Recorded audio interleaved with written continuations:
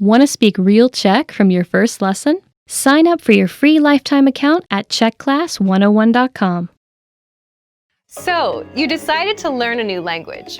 At first, the idea seemed exciting.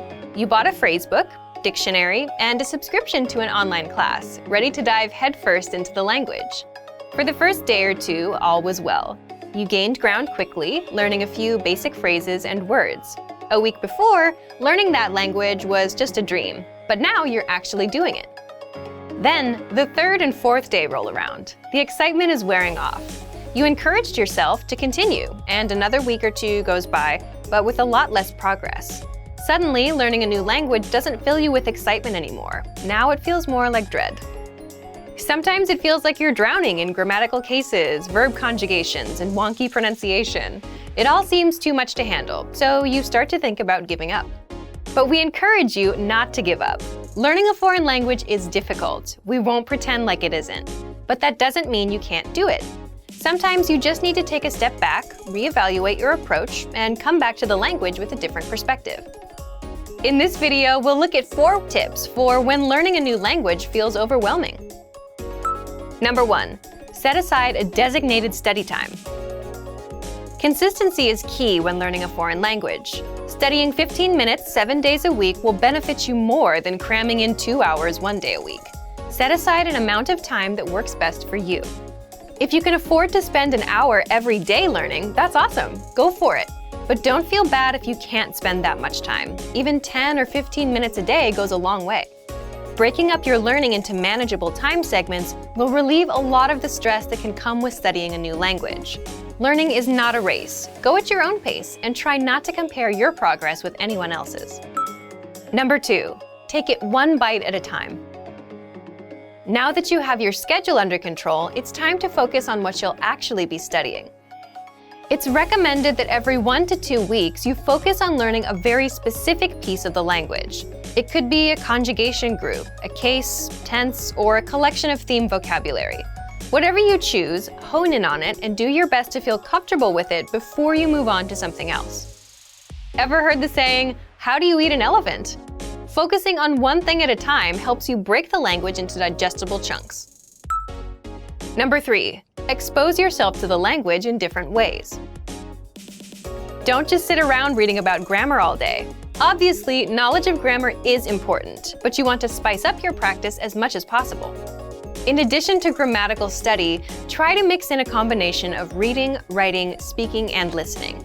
Try to practice reading by either translating a simple article into your native language, or maybe if you're a beginner, pick up a children's book in your target language. For writing, you can try to write out a fictional conversation between you and yourself even. Use the phrases you know to create a mock conversation, and don't use any words you can't think of or you don't remember. To practice speaking, you can find native speakers locally at a language club or at a meetup. You can also find them online in a language exchange. For listening, a great podcast should do the trick.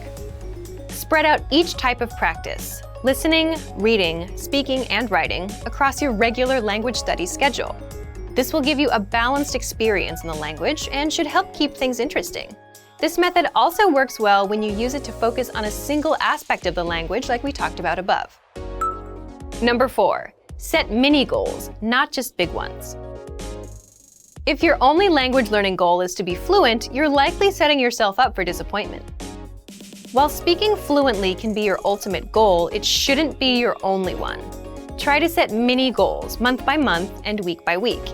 It could be something simple. Learn 20 new verbs, practice a new case, or speak with 3 native speakers.